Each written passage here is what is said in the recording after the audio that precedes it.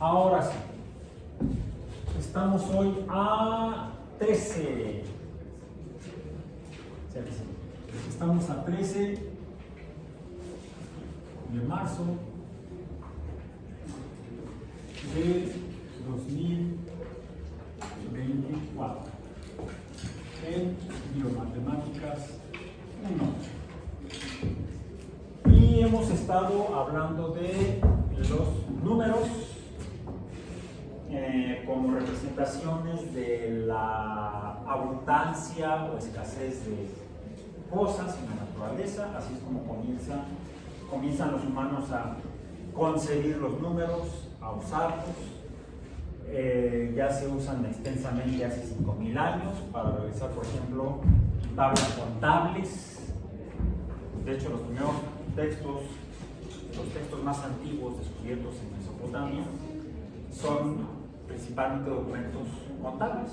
Entonces, no solamente son textos que describen cosas con palabras, sino que describen cantidades con números.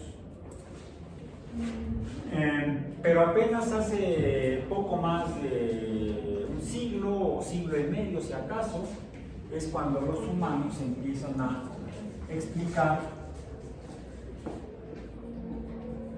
qué es o qué son los números. ¿Qué son los números? ¿Qué son los números? No solamente son representaciones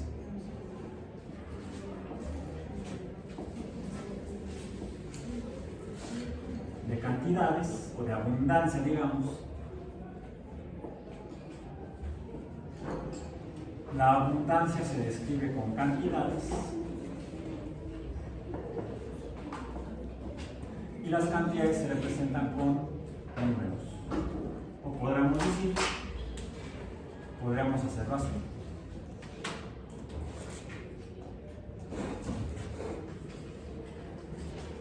Que se cierra el círculo. Cerrado.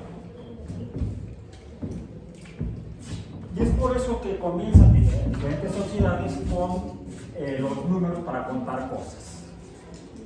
Los números para contar cosas dijimos que son los números naturales.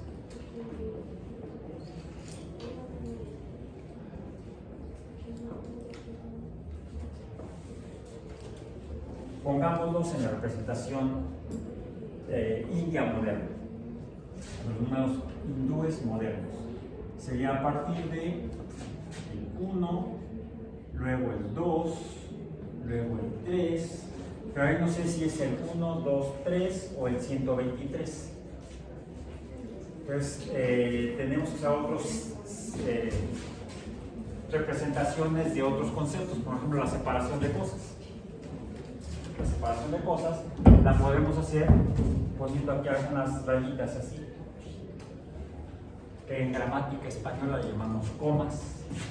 Bueno, en matemáticas también le llamamos comas. Y en matemáticas de este continente las usamos para separar, bueno, de hecho de la teoría de conjuntos las usamos para separar números. Ahora, la explicación final de qué son los números se hace con base en postulados, en argumentos, aceptados por consenso por la comunidad de matemáticos, y por eso se trata de una teoría. Una teoría es una explicación general aceptada por una comunidad de expertos. En este caso sería la teoría de los números, pero agrupa los números en grupos. Agrupa en grupos, sí. Realiza agrupación de cosas a los cuales se llaman conjuntos. Entonces, la teoría de conjuntos de números o numéricos, conjuntos numéricos. Esto es lo que estábamos hablando hasta la sesión pasada. Por ejemplo, vamos a hablar de cuando agrupamos a todos los números con que contamos, hablamos de los números naturales, y podríamos entonces decir que el 1, el 2 y el 3, lo que está dentro de los conjuntos están conformados, decíamos, por elementos. Que los elementos son entes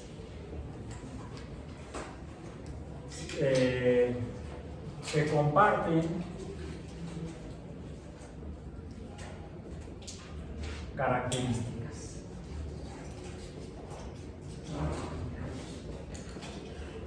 Porque finalmente la teoría de conjuntos se puede aplicar a cualquier grupo de cosas, sean reales, naturales, cosas que existen en la naturaleza o cosas fantásticas. Podemos ser el conjunto de los personajes fantásticos de alguna historia, de algún cuento, de alguna novela.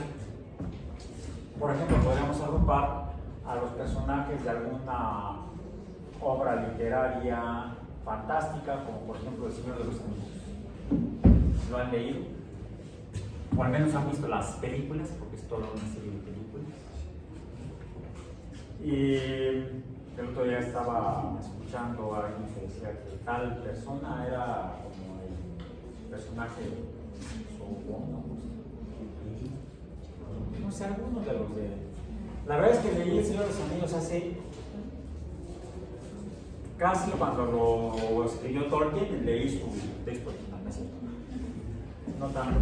No, lo debo haber leído cuando estaba yo en la secundaria. Allá en la era secundaria. No, cuando estaba en la escuela secundaria. En la década de los 70 estaba yo en la secundaria y leí El Señor de los Anillos. Entonces, incluso poco después, a mediados de los 80s, principios de los 80s, hicieron una película en dibujos animados. Me quedé esperando la segunda parte. Nunca salió. Dudo que la vayan a hacer. Estaba bonita, estaba hecha diferente a las películas típicas y clásicas de dibujos animados de la época. Entonces me acuerdo de los Hobbits. ¿Cuáles otros? ¿Cuáles otros personajes? Los enanos son los Hobbits. No, hay otros enanos, los típicos enanos, los personajes centrales del... ¿Cuáles son los medianos? ¿Cuáles? Hay enanos, medianos. Hay enanos, medianos, ¿cómo le llaman al café en Saco? Grande y Venti. Entonces hay varios. Podríamos agruparlos en conjuntos. Los que tienen características similares, o los que comparten características, están en un conjunto. El conjunto de los Hobbits, el conjunto de los... que luego salió hizo el actor que hizo luego el armero en Piratas del Caribe. Elfos. Son elfos. ¿Cómo es? Orlando Bloom. Buen actor. Orlando Bloom sale como elfo, ¿no? En El Señor de los Anillos. Sale como armero en Piratas del Caribe. Bien, entonces tendríamos el conjunto de los elfos, el conjunto de los hobbits, el conjunto de... ¿Cuáles son? Los troles. Los troles. Los orcos también. Los troles son esos que muestran en internet, no sé, son otros troles. Lo que sucede es que Tolkien se basa en la mitología nórdica para construir su mundo fantástico. Un mundo que no existe, pero que lo describe a tal detalle que uno cree que podría existir. Quizá por eso fue que no hicieron las siguientes películas de dibujos animados, se dieron cuenta que era muy complicado. Y ya en este siglo terminaron haciendo las películas allá en Nueva Zelanda. Ok. Entonces, la teoría de conjuntos, las herramientas de teoría de conjuntos son aplicables a cualquier grupo de cosas. Sin embargo, se desarrolla fundamentalmente para plantear el marco filosófico de la matemática numérica, porque hay matemática no numérica, a finales del siglo XIX. La teoría de los conjuntos numéricos.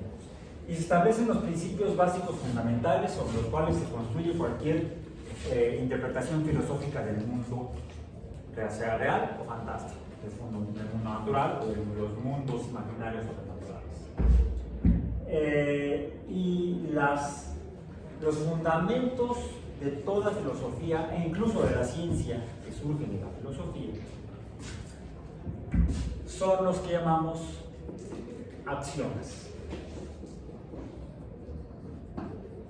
que son postulados que los asumen como verídicos las comunidades de expertos, aunque no se tenga la evidencia que lo demuestra previamente. Casi como si fuera un dogma, como si fueran dogmas, pero a diferencia de los dogmas, que son postulados que no se cuestionan, no se deben cuestionar, los axiomas sí se cuestionan y se prueban a través de su argumentación y las evidencias que deberían surgir a partir del axioma inicial. Es decir, es una especie de argumentación cíclica, pero basada en evidencias. Porque según la filosofía clásica, un argumento no se puede probar a sí mismo, salvo en ciencia. Por ejemplo, creo que hablábamos aquí de la forma de la Tierra, que es esférica. Sí, hablamos de la Tierra, ¿no? Siempre me hago bolas porque luego hay puntos concordantes en disciplinas diferentes. Por ejemplo, la matemática se usa para la física y la física se basa en matemáticas. Entonces los principios de la física son los principios de las matemáticas y a veces la forma de ejemplificarlos pueden ser el mismo fenómeno. Y como estoy dando los dos cursos simultáneamente, el de matemáticas 1 y el de física biológica, me hago camotes yo solo. Entonces, los geógrafos describen o definen a la Tierra, la forma de la Tierra, como geoide. ¿Qué significa etimológicamente geoide? De acuerdo a la raíz de la palabra geoide.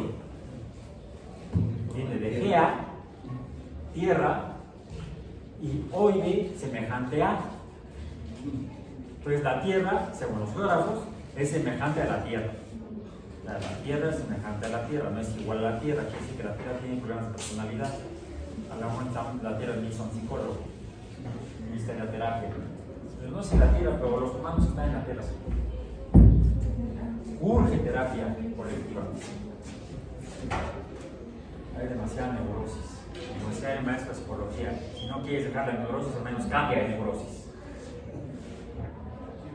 Entonces, filosóficamente es una definición no válida, porque se define a sí misma, sobre ella misma.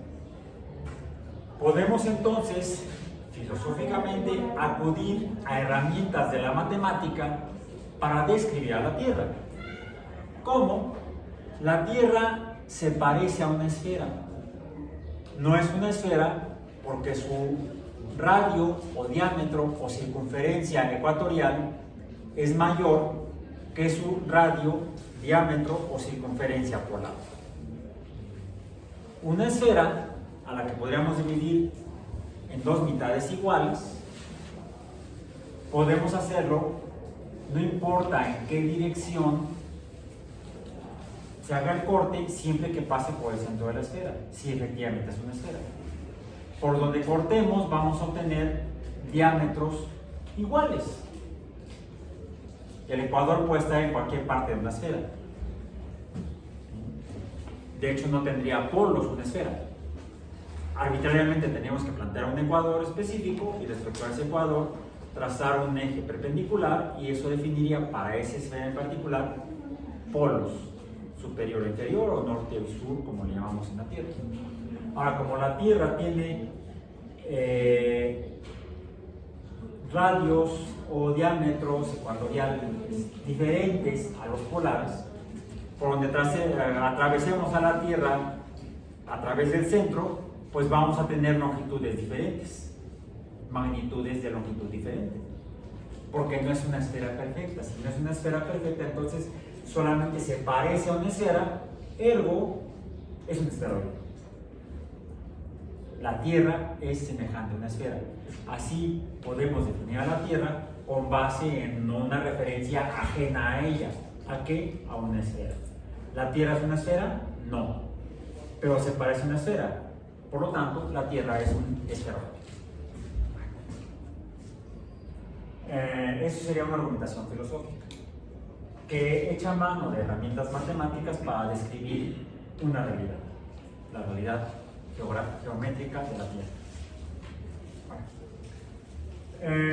En el caso de la matemática, parte de axiomas que son argumentaciones sin evidencia o prueba previa, sino que se asumen, como mencioné, como válidos por el consenso de la comunidad correspondiente, en este caso los matemáticos. Eso sucede con la teoría general, la teoría de conjuntos numéricos. Parte de axiomas, si verdades que se asumen como tales, y que deben predecir, dado que son teorías, una teoría no solamente es una explicación de algo en la naturaleza, probada con base en evidencias y aceptada por consenso, sino que además debe hacer predicciones. Si un argumento que pretende explicar algo en la naturaleza y se dice que está basado en ciencia, debe necesariamente plantear una predicción, al menos que se pueda poner a prueba. Si la predicción se cumple, entonces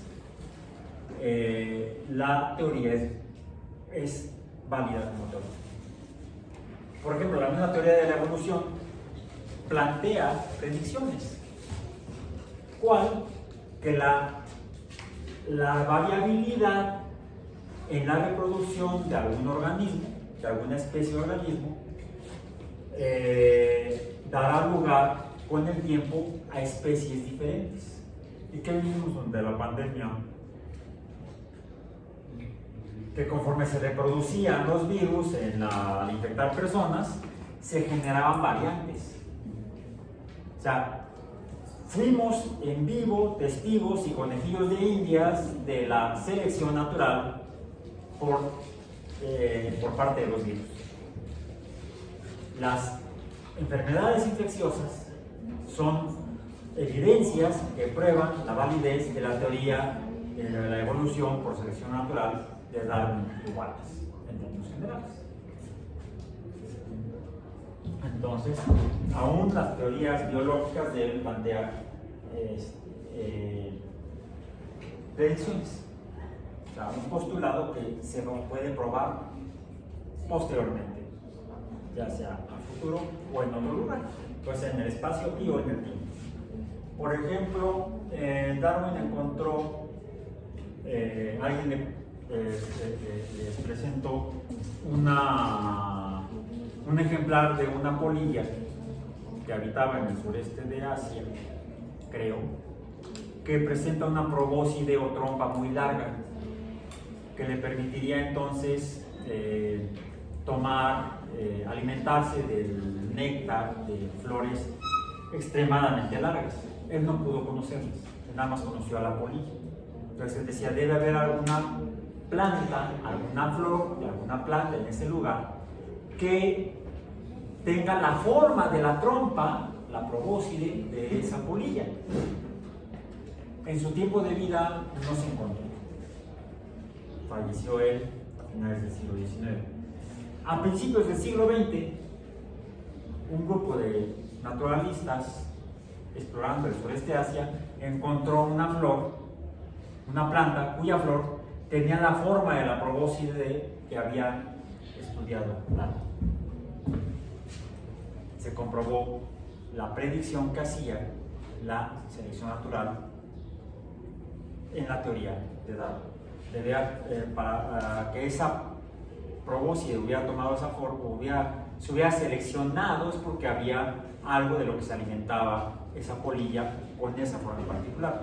Que de hecho, en el caso de el viaje de Darwin, la principal evidencia no fueron tanto los fósiles que encontró, por ejemplo, en Sudamérica, semejantes a organismos los fósiles ya de organismos extintos, pero semejantes a organismos vivientes. Si bien le dieron pistas de que pudiera haber el fenómeno de selección natural, no fue con sus hallazgos en Sudamérica, sino en otra región, en el Pacífico, los que le permitieron tener las pruebas que le hicieron pensar seriamente que las especies evolucionan por supervivencia en entornos distintos. Y las variabilidades, las variaciones en la reproducción, favorecen la supervivencia de algunos organismos en un ambiente, dependiendo, por ejemplo, de lo que tienen como factores o nutrientes disponibles, de lo que se alimentan. Y no fueron los pinzones, los pájaros, ¿saben cuáles son los pinzones? Son como el gorrioncillo pecho amarillo, ¿no? Los gorriones no tienen pecho amarillo, tienen pecho negro, tienen pecho café, tienen pecho gris, pero no hay. Ahí el poeta se equivocó, se nota que no sabía de ornitología. No, no era poeta, era compositor musical de canciones. Los gorriones, el gorrión común que vemos en las ciudades, en México, ese es un pinzón. Y hay otras aves parecidas al gorrión, no se han visto unos que tienen como el pecho rojo y tienen aquí en la cadera, en el lomo tienen, por donde se abren separando las alas, tienen también plumas rojas. Se llama Carpodacus mexicanus. Es otro pinzón. Y hay una pequeña diferencia de qué se alimentan los gorriones convencionales, tradicionales, de los Carpodacus mexicanos. Y hay otras especies de pinzones en México que tienen los picos diferentes, porque cada especie de pinzón se alimenta de diferentes tipos de semillas, por ejemplo.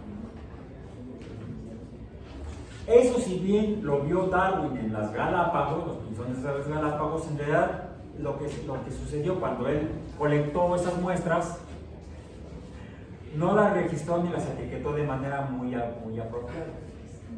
Entonces, como que había sido un muestreo medio al aventón lo que hizo con las aves de las Galápagos, y lo que realmente le hizo darse cuenta de que son diferentes las especies de una isla a la otra fueron las tortugas gigantes.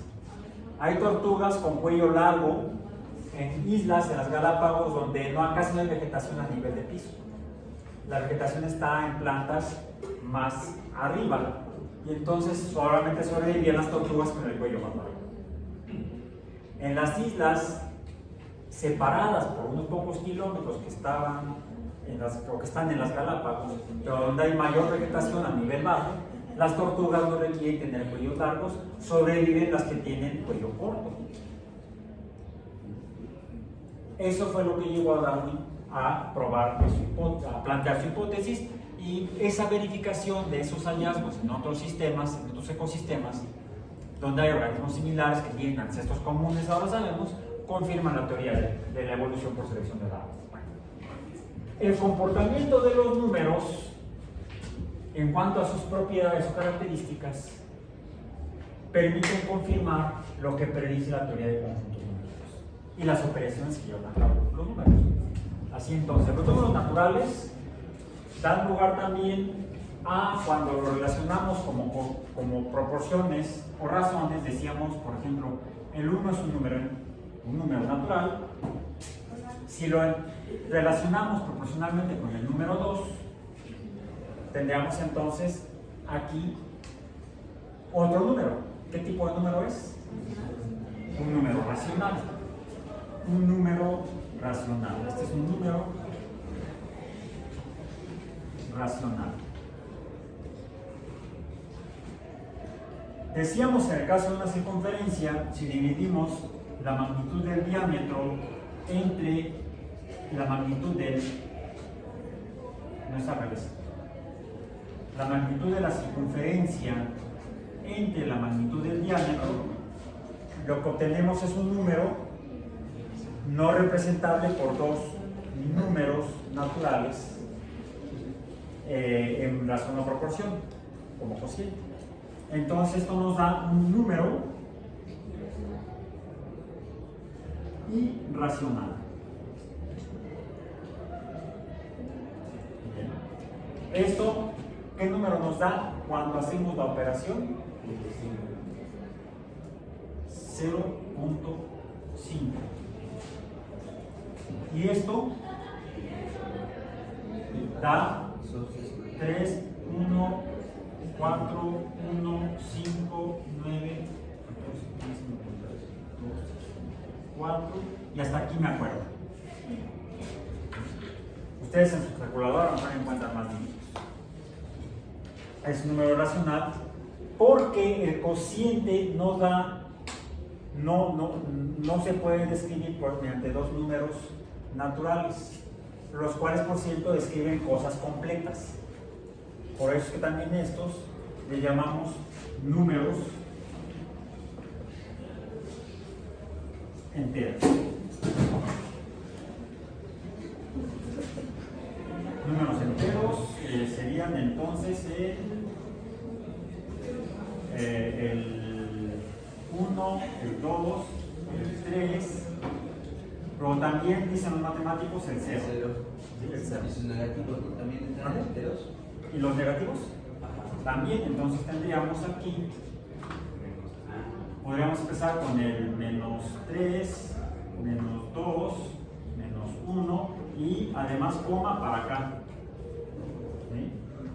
Aquí sería coma para allá. Menos 1, coma, 0, coma, 1, coma, 2, coma, 3, coma mucho, no porque te hace daño. ¿Sí? Otro número racional, ¿cuál podría ser? Pues podría ser 1 entre 5. ¿Esto cuánto es? 0.2. 0.2. Aquí podrían poner cuantos ceros quisieran. Igual los ceros a la derecha del punto decimal son ceros.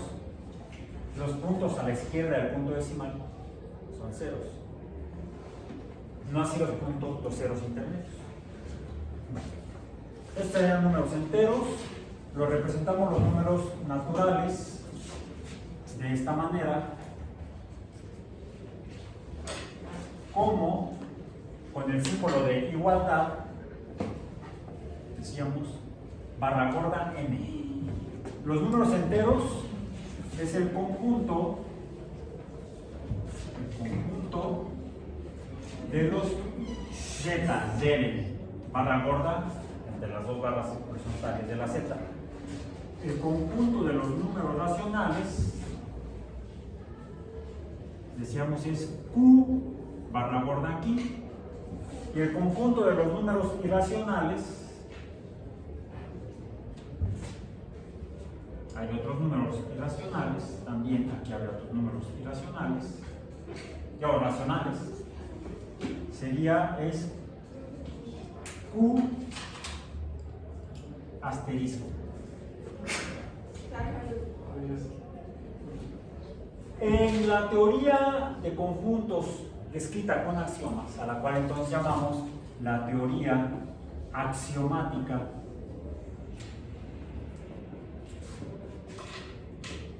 de conjuntos, se definen las reglas para poder representar conjuntos. Esas reglas son también axiomas. Un axioma es una regla, es una definición, es una afirmación. Se cumple que se debe cumplir. Entonces, por ejemplo, la representación de cómo se representan conjuntos, mediante llaves, decíamos. El conjunto de números donde no hay números sería el conjunto vacío.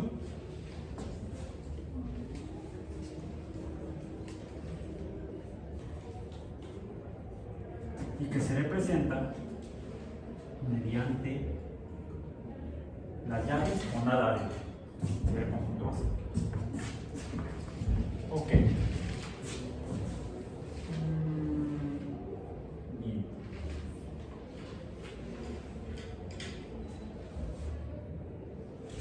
Ok.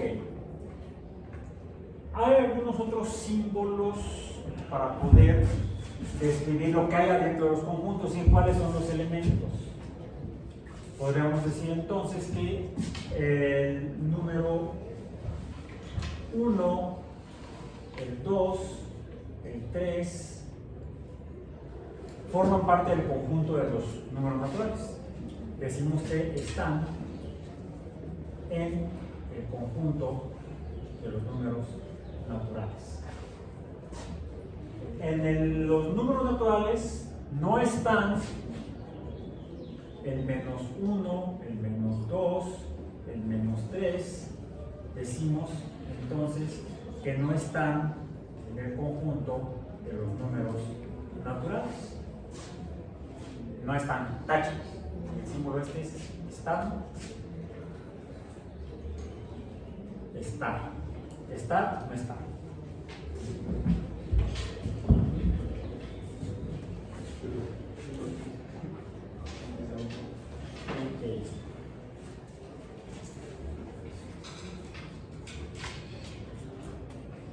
Pero a su vez puede haber grupos dentro de grupos.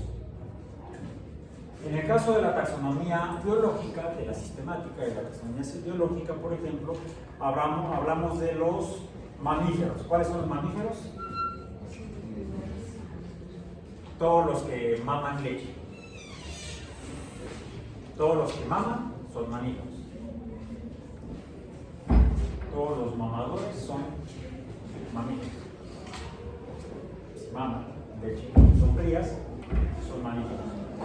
Pero hay 3 grupos dentro de los mamíferos. Podríamos hablar y representar mediante diagramas de Venn, por ejemplo. Podríamos representar mediante los diagramas de Venn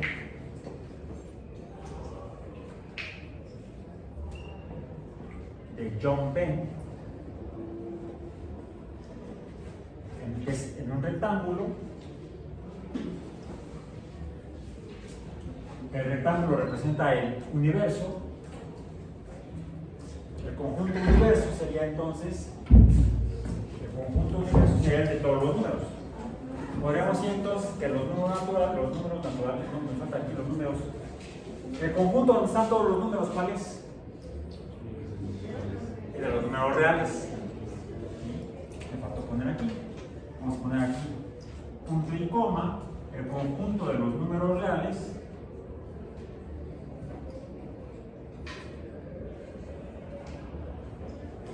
Que lo representamos con barra gorda R, también es el conjunto de todos los números, o el conjunto universal de números. Conjunto U. Bueno, en el caso de los mamíferos, el diagrama de Venn para mamíferos,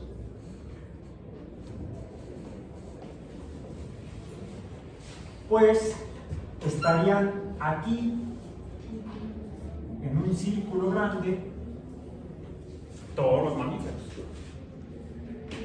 Pero en el círculo grande de todos los mamíferos hay otro círculo de mamíferos y a su vez otro círculo más pequeño de mamíferos. Aunque quizá evolutivamente debe haber sido al revés, el más grande sería, que ahorita sería el más pequeño, luego el mediano y luego el grande. Hoy en día sobreviven muy pocas especies de los primeros mamíferos, los monotremas. Son, por ejemplo, el equidna y el que tiene pico de gato, el ornitorrinco. Pues el equidna, vamos a decir, el equidna E y el ornitorrinco O forman parte del subconjunto del conjunto de los mamíferos. Aquí tendríamos que describir cuál es la característica de todos ellos. Maman leche.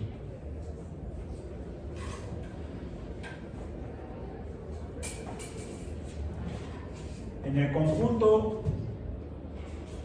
aquí estaríamos, el universal sería el de los animales.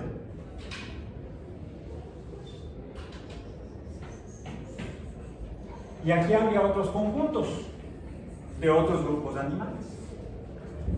Aquí tendríamos entonces ¿cuáles? Los marsupiales, como cuáles, el canguro, ay, que parece muy bonito el osito ese, koala. El koala. ¿Cuál otro? El wallaby con W.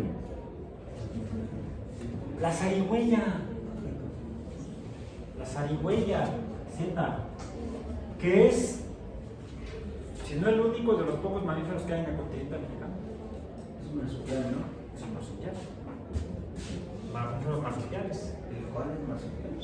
El koala es marsupial.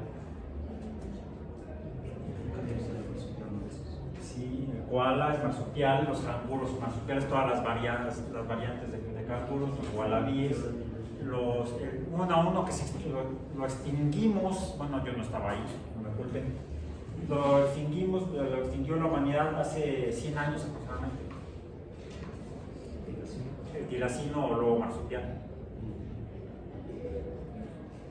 Lobo marsupial, aquí estaría el tilacino.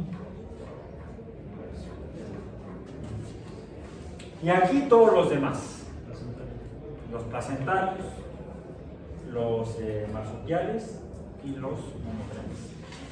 Son los tres grandes grupos de mamíferos que serían conjuntos, subconjuntos y subconjuntos.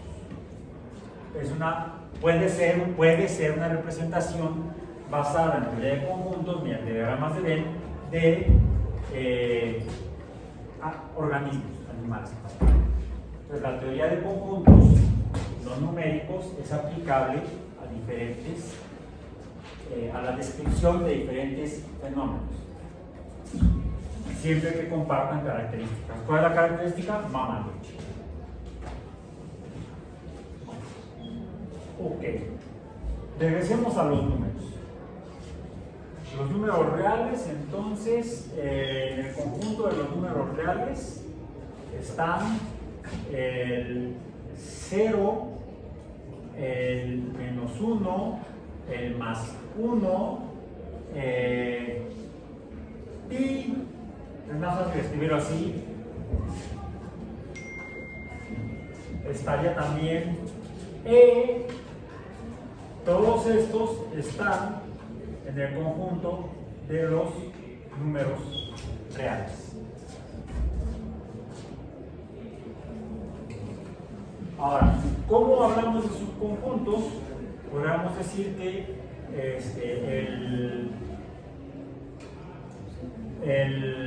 los equidnas y los ornitorrincos son un subconjunto de los mamíferos. Los equinas y los ornitorrincos son un subconjunto de los mamíferos.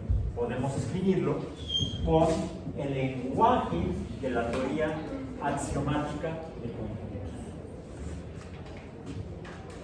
Ahora, lo mismo puede suceder para el caso de los números.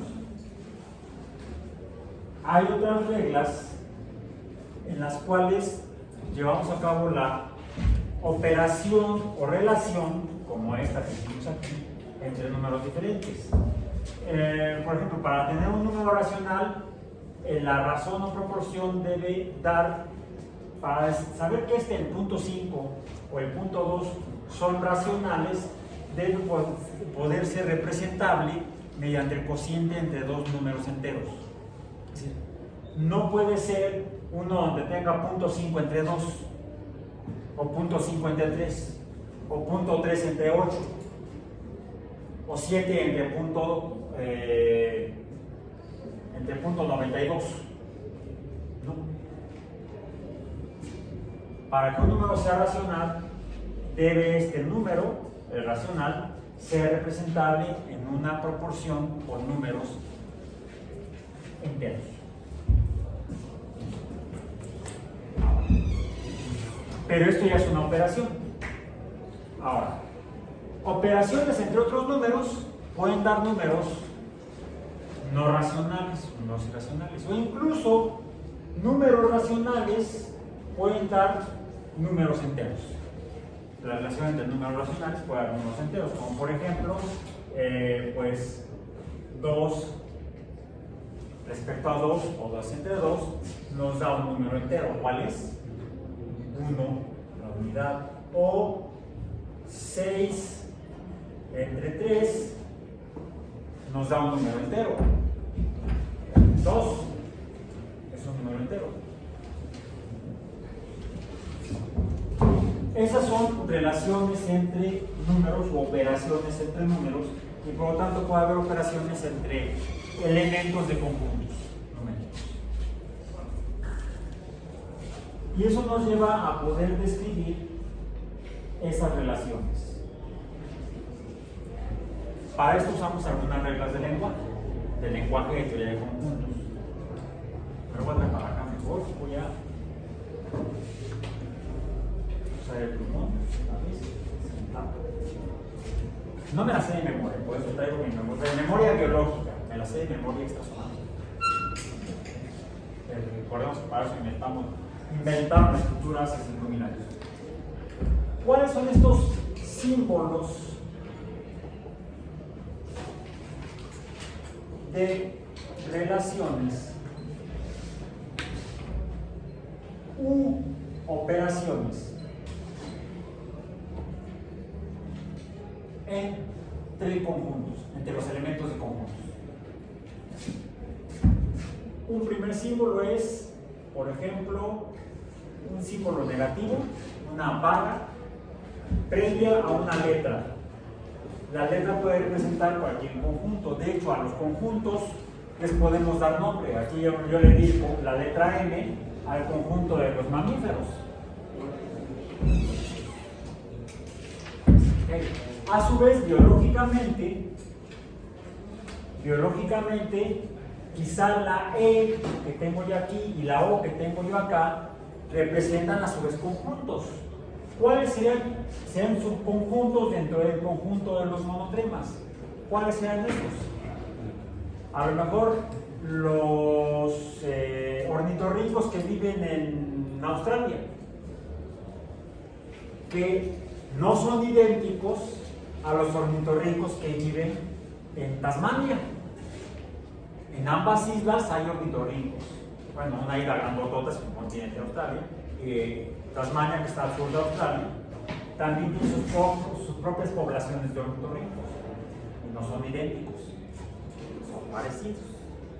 Podríamos entonces identificar las características que los distinguen y ponerlos en conjuntos diferentes.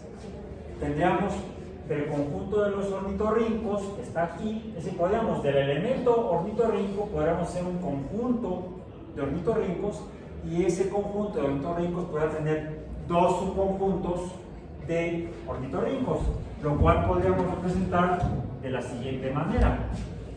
¿Cómo lo haríamos? Bueno, lo voy a decir con azul aquí, porque estamos hablando de conjuntos y subconjuntos, que nos llegará más de bien. ¿Cómo lo haríamos con el lenguaje de la teoría axiomática? Podríamos decir que los ornitorrincos de Tasmania, o subíndice T, son un subconjunto del conjunto de todos los ornitorrincos. A su vez, el conjunto de los ornitorrincos de Australia, o subíndice A, son a su vez un subconjunto del conjunto de todos los ornitorrincos. Tendríamos entonces dos subconjuntos de ornitorrincos, los que viven en Tasmania y los que viven en Australia. Todo esto descrito con el lenguaje de la teoría de conjuntos. Entonces podemos usar para abreviar explicaciones. Dicen que al buen entendedor pocas palabras, no, al buen entendedor pocos símbolos. Siempre que sepamos leer estos símbolos. Entonces se vale hacer glosarios, por ejemplo. Un glosario es una definición de términos. Toda nueva obra de una disciplina debe presentar un glosario. Incluso hasta en derecho, para que se expide una ley nueva, o se publica una ley nueva, lleva acompañado o va acompañada por un glosario que define los términos. Por ejemplo, en la definición de los términos de la ecología, en la ecología no es igual que la de los mismos conceptos en las leyes legislativas sobre ecología. Es ahí donde, cuando se piden leyes sobre alguna temática, alguna actividad humana, los expertos deben asesorar a los legisladores y a los expertos en leyes, que son los licenciados en Derecho, para redactar las leyes en términos de vida cotidiana humana que puedan interpretar para la gente común términos rimbombantes y especializados que no toda la gente está obligada a conocer, como los términos de la ecología. Entonces, siempre que ustedes ven una ley, y como biólogos van a tener que conocer un buen número de leyes, simplemente la ley del nombrezote, la ley del equilibrio ecológico, no poco, o sea, en la que se basan los estudios de impacto ambiental y todo eso, están regidos por las leyes que aprueba el Congreso de la Unión en México en materia de entrada. La palabra la voy a decir a ver si no se me olvida. Si ven que me colapso, vienen aquí a darme unos auxilios. Medio ambiente. Medio ambiente no es una palabra de ecología. No de la ecología como ciencia. Sí de la ecología en términos sociales, pero no como ciencia. En ciencia hablamos, en ecología nos referimos al ambiente, no solo a la mitad, que sería medio. Había un profesor del Centro de Ciencias de la Atmósfera de la UNAM que en un congreso dijo: por favor, los invito a que no solamente se preocupen por el medio ambiente. Y todos se quedaron así. No, preocúpense y trabajen por todo el ambiente, no solo la mitad. En términos coloquiales y legales en México, medio ambiente se refiere al entorno, al medio, al ecosistema, por ejemplo.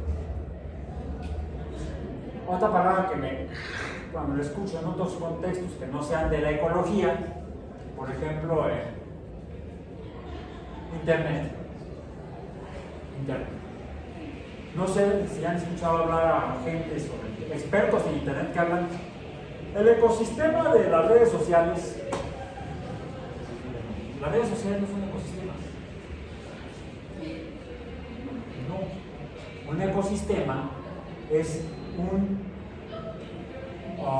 un espacio donde se relacionan organismos y su entorno. Poblaciones de organismos y su entorno. Eso es un ecosistema, no Internet. Si se relaciona con base en conceptos, características como nutrientes, temperatura, luminosidad, etcétera, etcétera, factores físicos y químicos y biológicos. Y eso no los encontramos en Internet. Ergo, Internet en términos de la ecología no puede ser un ecosistema. Bueno, para la gente que trabaja informática para Internet, hablan de ecosistemas. A veces lo que hacen es que toman términos de otras disciplinas y los incorporan para describir sus fenómenos que son nuevos, novedosos, hay que poner algún nombre que toman de otra disciplina. Por eso es que hay que establecer glosarios cuando se abordan o se hacen descripciones novedosas sobre nuevos fenómenos. Okay. Entonces, procedamos a continuar con los símbolos de relaciones o operaciones en conjuntos numéricos. Decía yo que podemos poner es una regla de la teoría axiomática de conjuntos. Los conjuntos se pueden representar, conjuntos específicos de números se pueden representar con letras. Podríamos decir, el conjunto A es aquel que cuyos elementos son los números 2, 4, 6, 8 y ya.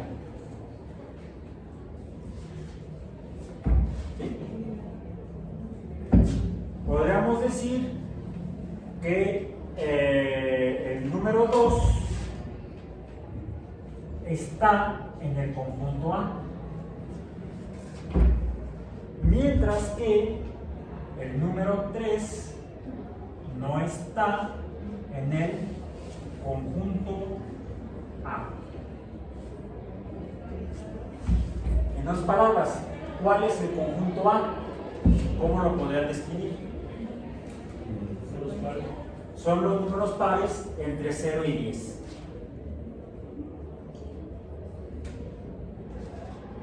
El 3 es un número no. Podríamos decir que el conjunto A es un subconjunto. Fíjense, el conjunto A es un subconjunto de los números naturales. Significa su conjunto ese. ¿Perdón? Esa serie con la Ah, no es una serie, es como una especie de horquilla. Lo van a ver mejor en el documento. ¿Cuál es? En el que se titula Teoría Axiomática, axiomáticas. El PDF axiomática. Ahí van a encontrar estos símbolos que voy a poner aquí. Si ya lo descargaste, lo puedes abrir. Y entonces, es la lámina 2 del documento axiomático.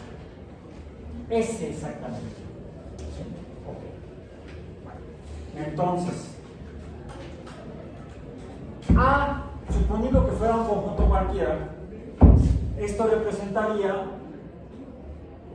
la frase no es el caso.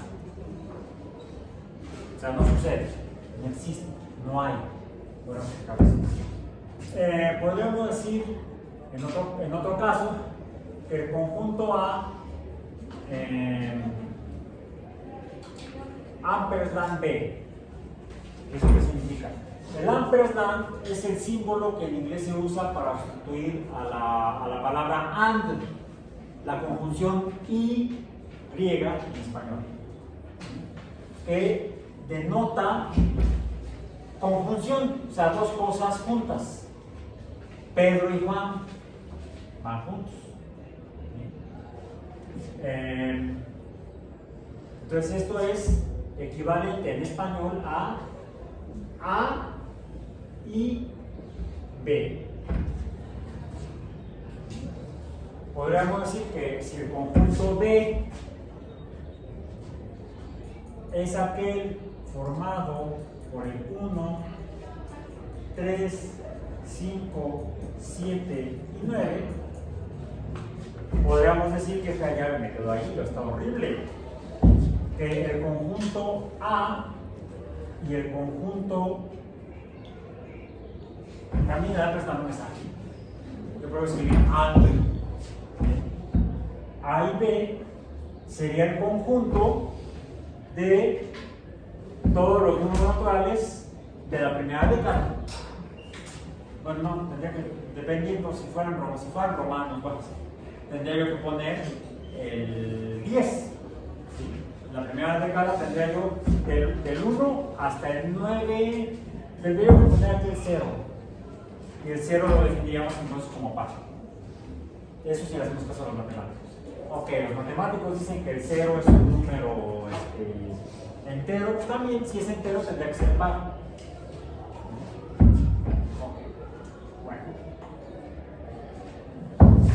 Fíjense, estos símbolos son importantes en el día, bueno, pero en teoría axiomática de conjuntos podemos escribir A, B. No es A, B. Esto es como una V o V minúscula, Pero esto significa A o B. Uno o el otro, pero no los dos. A ampersand B y van los dos juntos. Es una conjunción, vamos a decir, aditiva, se juntan. A esto B significa es uno o el otro, pero no los dos. Es excluyente. Como por ejemplo, aquí tendríamos, si dijéramos que es A esto B, quiere decir que no van juntos. Uno es el conjunto de los números dobles, otro es el conjunto de los números pares. Es distinto. Luego, A, flecha con una cabeza, B. Significa A, entonces B. Ahora, esta es una condicional. Por ejemplo, cuando planteamos una hipótesis. Una hipótesis que plantearía la hipótesis de Darwin, no la teoría todavía. Si los organismos no sobreviven por características en el ambiente, es porque algo les falta. Y entonces no darán lugar a nuevas progenies y por lo tanto no podrán lugar a nuevas especies. Ese sería entonces una condicional. Para que suceda B, se requiere que exista A. En química, por ejemplo, para que se forme un producto, tiene que haber un reactivo. Si tenemos un reactivo, entonces va a haber un producto. Son condicionales. Entonces, vemos que es aplicable a diferentes campos de conocimiento. No solamente a la matemática o a la biología, sino que puede ser aplicable a la química. A veces esa condición es indispensable. A veces. Y entonces tenemos que cambiar la representación. A, flecha con dos cabezas, significa que A podrá ser si y solo, le pongo aquí la tilde, aunque dicen en la academia que no debo ponerla, me la pongo porque se me da la gana. Sí y solo si existe B.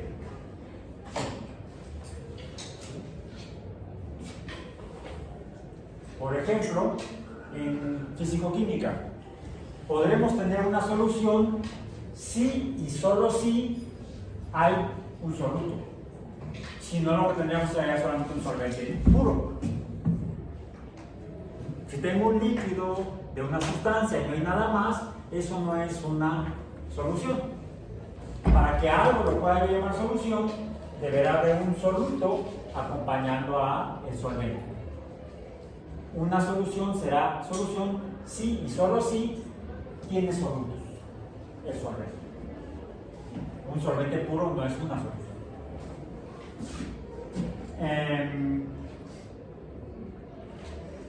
Y vamos a poner aquí otro símbolo que es importante para nuestro siguiente tema del curso. Con esto vamos a cerrar la primera parte del curso, que es la teoría de conjuntos. Que es con estas, voy a escribir un poco más a la derecha porque ya me monté. Es, voy a poner acá el pulmón, la tapa más bien, y voy a escribir, voy a copiar este de acá. Paréntesis, algo que se parece a una A invertida. Y llamemos ahora, para no confundirnos, vamos a llamar a lo que estamos estudiando, lo vamos a representar con la letra A minúscula. Esto puede ser una especie, o puede ser un número, o puede ser algo que estamos viviendo. La talla, el peso, el número de individuos en una población. Un número que puede representar algo real en la naturaleza que estamos contando. Esta cosa representa una relación respecto a un fenómeno. Puede ser esta misma. Significa que para cada... me quedó muy pegado. No se va a entender. Para cada A, coma, hay una A mayúscula. Para cada A minúscula hay una A mayúscula. Otra sería una especie de E invertida, la misma variable A, la misma cantidad que estamos midiendo, que se relacionaría con la cantidad A. Esta es para cada A hay una A de estas. Si no es para todas, sino solo para algunas, entonces usted usa este símbolo. Para algunas A hay, no, aquí me equivoqué. Para algunas A minúsculas existe una A mayúscula. Y un último, que aquí la E la volteamos y le ponemos un signo de admiración. A minúscula, A mayúscula, y es hay exactamente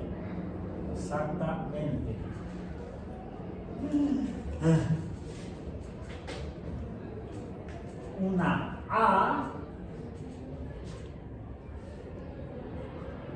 tal que hay una A mayúscula. Ya no puse ahí para abreviar. Por eso es la importancia de esta simbología. Me permite escribir ideas muy extensas en poco espacio. Y es una de las principales características de la matemática como herramienta. Nos permite escribir cosas o ideas muy largas, ideas muy extensas, ideas muy complejas en forma sintética, en forma abreviada. Por eso es que la matemática parece compleja o difícil, vamos a decir. Compleja sí puede ser, difícil no. Parece difícil porque necesitamos entender los jeroglíficos esos que están poniendo los matemáticos. Pero por eso se hacen glosarios. Esto es un glosario. Bien. En las láminas del documento axiomática viene un ejemplo de esta serie de notaciones de manera que plantea postulados extensos en forma breve, cómo lo podemos usar, por ejemplo, para describir fenómenos en la naturaleza mediante el lenguaje de las matemáticas.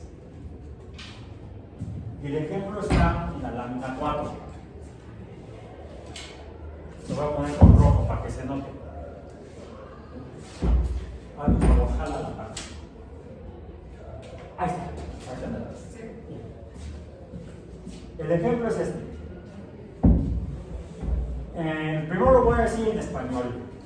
Para cada X hay una Y tal que X es igual a Y. Es una pequeña diferencia respecto a lo que dice la lámina número 4 del documento axiomático. Para cada X hay una Y tal que X es igual a Y. Es un rollote lo que estoy diciendo.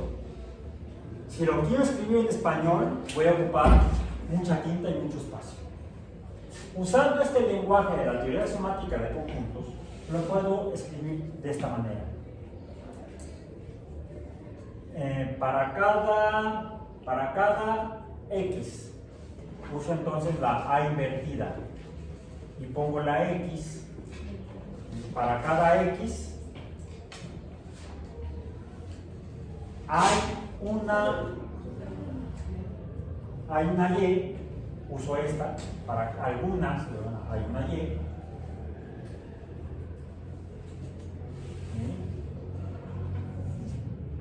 Tal que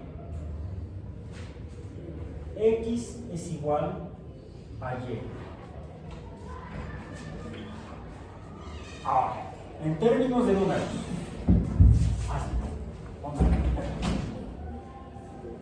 hicimos un acoplamiento espacial, como cuando las naves se acoplan a la Estación Espacial Internacional. Para cada X hay una Y tal que X es igual a Y. Pueden ser, por ejemplo, números que cambian. Con los números dijimos que representamos cosas, cantidades. Esas cantidades pueden ser cosas, efectivamente, o pueden ser medidas. Medidas. Las medidas son el uso de números para poder cuantificar cosas o espacios en la naturaleza. Por ejemplo, podemos usar una cinta métrica. Si tenemos una cinta métrica, yo aquí tengo una, efectivamente. Si es que sale, si ya salió, aquí está. Tengo una cinta métrica y podemos usarla, por ejemplo, para medir la longitud de plumones. Este plumón mide 12 centímetros. Bien. ¿Qué pasa si yo tengo 1, 2, 3, 4 plumones? Pues que la longitud total será igual a la unión de los plumones de la longitud de cada plumón. O podemos decir, la longitud que puedo alcanzar aquí será proporcional, la longitud máxima será proporcional al número de plumones. En otras palabras,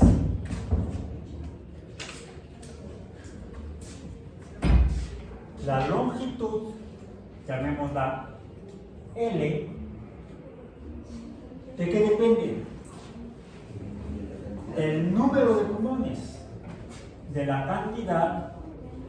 Esto es igual a la cantidad de plumones con la letra P. Si tengo un plumón, ¿cuál es la longitud? 2 centímetros. Si P es igual a 1, entonces, bueno, sería al revés. No está bien, L es igual a cuántas P's hay aquí. Si P es igual entonces a 1, esto es igual a 12. ¿Sí? Si esto es igual a 2 plumones, ¿cuál es la longitud? Pues si P es igual a 1, 2P es igual a 12 por 2. P es 12 para 1. Sería entonces igual a 24. La longitud total depende del número de plumones. Esto es lo que llamamos una función. Así se describe una función en lenguaje de la teoría axiomática de conjuntos. Finalmente, este número y, depende del número x.